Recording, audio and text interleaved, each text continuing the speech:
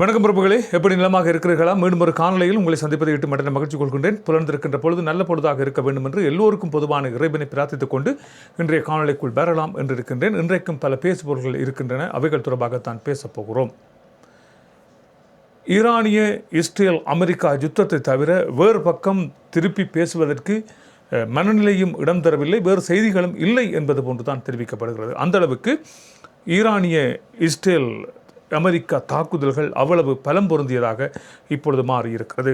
Iran அரசாங்கம் அடிபணிந்து விட்டது என்பது போன்று ட்ரம்ப் ஒரு கருத்தினை தெரிவித்திருக்கிறார். அவைகள் தொடர்பாகவும் ஆராயப்போகிறோம். என்ன நடைபெற்றுக் கொண்டிருக்கிறது என்பது தொடர்பாகவும் ஆராயப்போகிறோம். அதே வேளையில் இப்பொழுது ஒரு பொறிக்குள்ளே இலங்கை சிக்கப்பட்டிருக்கிறதா, அவை தொடர்பாகவும் ஆராயப்போகிறோம். தானொன்று தன் பாடொன்றிருந்த இலங்கை எவ்வாறு இந்த பொறிக்குள்ளே சிக்க வைக்கப்பட்டிருக்கிறது, இதன் பின்னணி எப்படி இருக்க போகிறது என்பது தொடர்பாகவும் ஆராயப்போகிறோம். வாருங்கள், முழுமையான காணொலிக்குள் செல்வோம். யாராவது சப்ஸ்கிரைப் பண்ண நம்ம பார்க்குறீங்கன்னு சொன்னால் தயவு செய்து சப்ஸ்கிரைப் பண்ணி போட்டு காணொலியை பாருங்கள். இப்பொழுது முழுமையான காணொலிக்குள்ளே வரலாம்.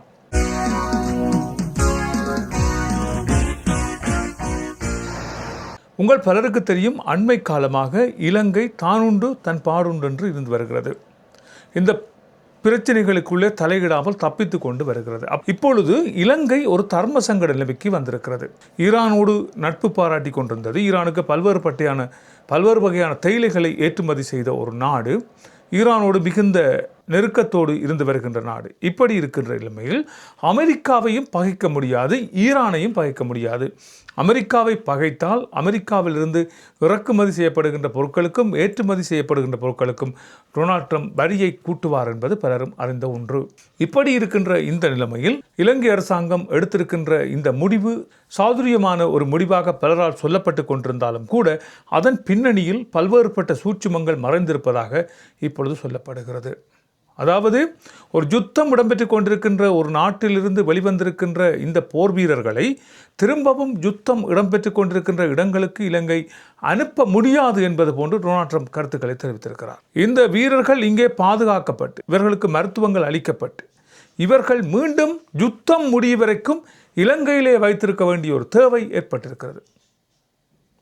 அது தவிர இறந்த உடல்களை இப்பொழுது ஈரான் கேட்டுக்கொண்டிருக்கிறது. இலங்கையிலே அவை பதப்படுத்தப்பட்டு வைக்கப்பட்டிருக்கின்றன. பிரேத பரிசோதனை இடம்பெற்றுக் கொண்டிருக்கிறது. பிரேத பரிசோதனையிலே பல்வேறுபட்ட தகவல்கள் வெளியிடப்பட்டிருக்கின்றன. அதாவது, இந்த நீர்மூழ்கி கப்பலால் ஏற்பட்ட வெடிப்பு காரணமாக பல்வேறுபட்ட எலும்பு முறிவுகள் ஏற்பட்டு இரத்தப்போக்கு ஏற்பட்டு அவற்றால் ஏற்பட்ட காயங்கள் காரணமாக நீரிலே மூழ்கி இவர்கள் இறந்திருக்கிறார்கள் என்பது போன்று இப்பொழுது கருத்துக்கள் தெரிவிக்கப்பட்டிருக்கின்றன. இது இப்படியாக இருக்கின்ற இந்த சந்தர்ப்பத்தில் இந்த வீரர்கள் மீண்டும் அனுப்பப்படுவார்களா என்ற கேள்வி இப்பொழுது எழுந்திருக்கிறது. இலங்கை அரசாங்கம் தங்கள் சர்வதேச விதிமுறைகளுக்கு அமைவாக இவர்களை வைத்திருக்கிறோம் என்று தெரிவித்திருந்தாலும் கூட அவை ஏற்றுக்கொள்ளப்படுமா என்றுதான் பல்வேறுபட்ட விமர்சனங்களை எழுப்பியிருக்கின்றன. நேற்றைய தினம் வெள்ளை மாளிகையில் கூடிய மக்கள் டொனால்ட் ட்ரம்புக்காக பிரார்த்தனை செய்திருக்கிறார்கள். இவர் பல்லாண்டு காலம் வாழ வேண்டும் என்பது போன்று அவர்கள் பிரார்த்தனைகளை செய்திருக்கிறார்கள். டொனால்ட் ட்ரம்ப் என்று சொல்லப்படுகின்ற இந்த மனிதர் இலங்கை நோக்கி தனது பார்வையை செலுத்தி இருக்கிறார் என்றே சொல்லப்படுகிறது. இவை இப்படியாக இருக்கின்ற சந்தர்ப்பத்தில் விமல் வீரவன்ஸ் ஒருபடி மேலே போய் அவர் ஒரு கருத்தை தெரிவித்திருக்கிறார். மத்திய கிழக்கு நாடுகளில் இருக்கின்ற அமெரிக்க இராணுவ முகாம்கள் எல்லாம் அடித்து ஒழிக்கப்பட்டிருக்கின்றன. இப்பொழுது இந்த நிலைமை இலங்கை பக்கம் அமெரிக்காவின் பார்வை திரும்பி இருக்கிறது என்பது போன்று விமல் வீரவன்ச கருத்துக்களை தெரிவித்திருக்கிறார். இலங்கையின் பூகோள அமைவிடம் தொடர்பாக அமெரிக்கா எப்பொழுதுமே கண் வைத்திருக்கிறது. அதற்காகத்தான் பல்வேறுபட்ட ஒப்பந்தங்களை இலங்கையோடு மேற்கொண்டிருந்தது. அந்த ஒப்பந்தங்கள் யாவும் தமது எதிர்ப்புகள் காரணமாகவே அவை கைவிடப்பட்டிருக்கின்றன என்றும் இலங்கை மீது அமெரிக்கா எப்பொழுதும் ஒரு கண் வைத்துக் கொண்டிருக்கிறது என்றும் மிக விரைவிலே அந்த படைகள் இலங்கைக்கு வரும் என்பது போன்றும் அவர் கருத்துக்களை தெரிவித்திருக்கிறார். இலங்கைக்கு எந்த நேரமும் டொனால்ட் ட்ரம்பால் ஆபத்து வரலாம் என்று பல்வேறுபட்ட தரப்புகள் இலங்கைக்குள்ளே தெரிவித்து வருகிறார்கள். பல்வேறுபட்ட தேர்தல்களாக இருக்கட்டும், எதிர்க்கட்சியைச் சேர்ந்தவர்களாக இருக்கட்டும், இவர்கள் தான் இவற்றை தெரிவித்து வருகிறார்கள். எந்த நேரத்திலும் திருகோணமலையிலே தரித்து நிற்கின்ற இந்த கப்பலுக்கு தாக்குதல்கள் இடம்பெறலாம் என்பது போன்றும் திருகோணமலையின் பாதுகாப்பை பலப்படுத்தப்பட வேண்டும் என்பதாகவும் அவர்கள் கருத்துக்களை தெரிவித்து வருகின்ற அதே வேளையில் இலங்கை செய்த இந்த செயலுக்காக, அதாவது இந்த கடலிலே தத்தளித்துக் கொண்டிருந்த இந்த கடற்படை வீரர்களை காப்பாற்றியதற்காக ஐக்கிய நாடுகள் சபை இலங்கை ஜனாதிபதிக்கு பாராட்டுக்களை தெரிவித்திருக்கிறார்கள். இலங்கைக்கான ஐக்கிய நாடுகளின் பிரதிநிதி மார்க் ஆண்ட்ரோ பிரெஞ்சு தனது எக்ஸ் தளத்திலே இந்த தகவலை இப்பொழுது தெரிவித்திருக்கிறார். இலங்கைக்கு அது ஒரு பாராட்டாகவே குவிந்திருக்கிறது. அது தவிர உலக நாட்டு தலைவர்கள் பலரும் இலங்கைக்கு பாராட்டுகளை தெரிவித்திருக்கிறார்கள். துணிச்சல்கரமான ஒரு நடவடிக்கையை அன்றகுமார் திசாநாயக்கா எடுத்திருக்கிறார் என்பது போன்றுதான் அவர்கள் அந்த கருத்துக்களை தெரிவித்திருக்கிறார்கள். ஈரான் அரசாங்கம் அடிபணிந்து விட்டது என்று டொனால்ட் ட்ரம்ப் தனது ட்ரூத் வலைத்தளத்திலே தகவலை பதிந்திருக்கிறார். என்னவென்று சொன்னால், அருகே இருக்கின்ற நாடுகள் எல்லாம் என்ன செய்திருக்கின்றன என்று சொன்னால், தன்னை சுற்றி இருக்கின்ற அரபு நாடுகள் மீது தாங்கள் தாக்குதல் நடத்த மாட்டோம் என்பது போன்ற கருத்துக்களை தெரிவித்திருக்கின்ற ஈரான், எனவே இப்பொழுது ஈரான் பணிந்து விட்டதா என்பது போன்றுதான் இப்பொழுது கருத்துக்கள் தெரிவிக்கப்பட்டிருக்கின்றன. ஏனென்று சொன்னால், அண்டை நாடுகளில் இருக்கின்ற அரபு நாடுகளிலே இருக்கின்ற அமெரிக்க தளங்களை தாக்குகின்றோம் என்ற போர்வையிலே ஈரான் பல்வேறுபட்ட தாக்குதல்களை மேற்கொண்டிருந்தது. இந்த தாக்குதல்களை தாங்கள் மேற்கொள்ள மாட்டோம் என்று கருத்துக்கள் தெரிவிக்கின்றன. ஏனென்று சொன்னால், இவர்கள் தாக்குதலை மேற்கொள்கின்ற வேளையில் அண்டை நாடுகளில் இருக்கின்ற அரபு நாடுகள் இவர்களுக்கு எதிராக திரும்பக்கூடிய சாத்தியக்கூறுகள் இருப்பதாக தெரிவிக்கப்பட்டிருக்கின்றன. பல்வேறுபட்ட நாடுகள் இவர்களுக்கு எதிரான கண்டனத்தையே தெரிவித்து வந்திருக்கின்றன. அப்படி இருக்கின்ற சந்தர்ப்பத்தில் இப்பொழுது இவர்கள் வெளியிட்டிருக்கின்ற இந்த அறிவிப்பு காரணமாக டொனால்ட் ட்ரம்ப் தனது ட்ரூத் தளத்திலே இந்த தகவலை வெளியிட்டிருக்கிறார். இவர்கள் அடிபணிந்து விட்டார்கள் என்பது போன்றுதான் கருத்துக்கள் இப்பொழுது முன்வைக்கப்படுகின்றன.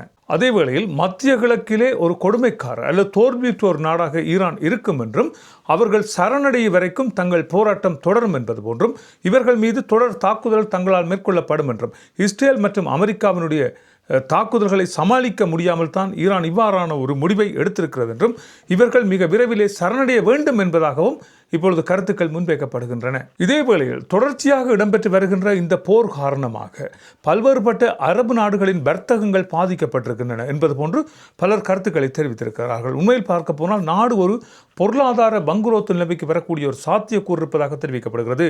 எண்ணெயை வைத்தே எல்லா நாடுகளும் தங்களது இயந்திரங்களை இயக்கிக் கொண்டிருக்கின்ற இந்த காலகட்டத்தில் எண்ணெய் வருவது தடை செய்யப்படுமாக இருந்தால் இந்த நாடு பங்குரோத்து நிலைமைக்கு போவதை யாராலும் தடுக்க முடியாது.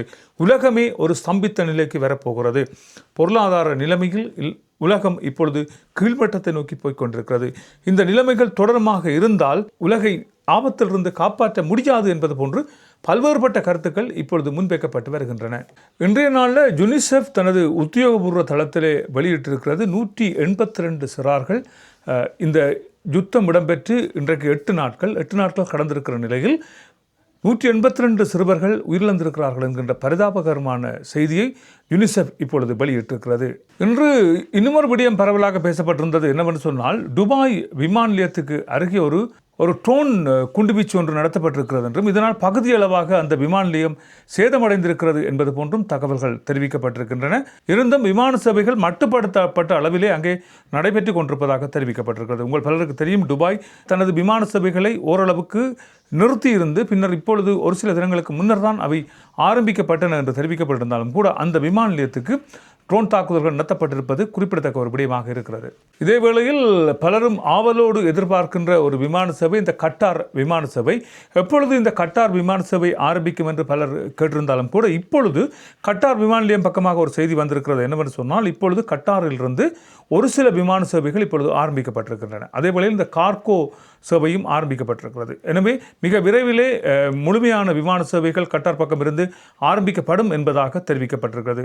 இன்னுமொரு செய்தி பரவலாக பேசப்பட்டிருக்கிறது என்னவென்று சொன்னால், இந்த ஈரானில் இருக்கின்ற பல்வேறுபட்ட தனவந்தர்கள், அதாவது செல்வம் படைத்தவர்கள் என்ன செய்கிறார்கள் என்று சொன்னால், அவர்கள் தனி விமானங்கள் பிடித்து அந்த நாட்டிலிருந்து தப்பி ஓடுவதாக செய்திகள் தெரிவிக்கின்றன. அந்த நாட்டிலே தங்கள் வாழ்வதற்கு அச்சம் தெரிவித்து அங்கிருக்கின்ற பெரும் செல்வந்தர்கள் என்ன செய்கிறார்கள், அந்த நாட்டை விட்டு வெளியேறி வருகிறார்கள். தங்களிடம் இருக்கின்ற பல்வேறுபட்ட சொத்துக்கள் போன்றவற்றை தங்களிடம் வேலை செய்து வருகின்ற ஆசிய நாட்டவர்களிடம் ஒப்படைத்து விட்டு செல்வதாகவும் ஒரு இணையதள செய்தி தெரிவித்திருக்கிறது. என்னென்னு சொன்னால், செல்வந்தர்கள் இப்பொழுது இந்த நாட்டை விட்டு வெளியேறி கொண்டிருக்கிறார்கள் என்பதுதான் இப்பொழுது கிடைக்கப்பட்டிருக்கின்ற ஒரு செய்தியாக இருக்கிறது. யுத்த சூழலில் யாரும் இருக்க மாட்டார்கள் என்பது நாங்கள் எல்லோரும் அறிந்தோன்று. இப்படி இருக்கின்ற நிலைமைகள் தங்கள் உயிர்களை பாதுகாத்துக் கொள்வதற்காகவே இவ்வாறு செல்வந்தர்கள் அந்த நாட்டை விட்டு வெளியேறி வருகிறார்கள் என்கிற செய்தியும் இப்பொழுது கிடைக்கப்பட்டிருக்கின்றன.